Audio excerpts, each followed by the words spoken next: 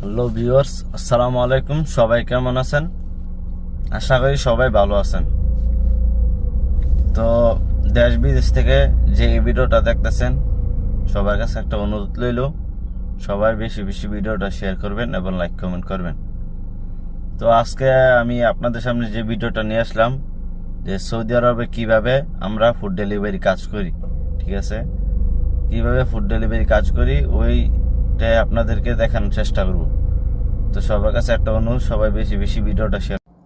তো একটা অর্ডার পাইলাম, রিসিভ করলাম অর্ডারটা হচ্ছে 110 টাকা।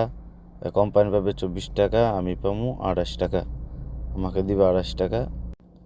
তো গাড়িটা বন্ধ করে বাইরে হয়ে গেলাম, মাতামে যাইতে হবে। তো গাড়িটা রক করে নিলাম, নেওয়ার পরে মাতামায় ভাবলাম ওই যে এটা হচ্ছে মাতাম, মাতামের ভিতরে যেতেছি, যা যাক মাতামে। তো দোকানদারকে জিজ্ঞাসা করলাম যে দেরি হবে নাকি, তো সে বলতেছে একটু অপেক্ষা করো, তুমি বসো।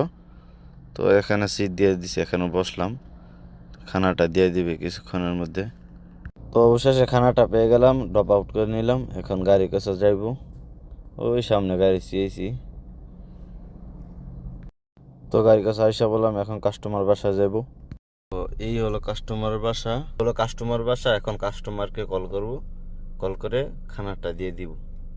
তো এখন কাস্টমারকে খানাটা দিয়ে দিলাম। কাস্টমার বলতেছে দেরি হয়েছে কে? আমি বললাম যে রাস্তার মধ্যে প্রচুর জাম ছিল, তাই দেরি হয়েছে। তো সবাই বেশি বেশি ভিডিওটা শেয়ার করবেন।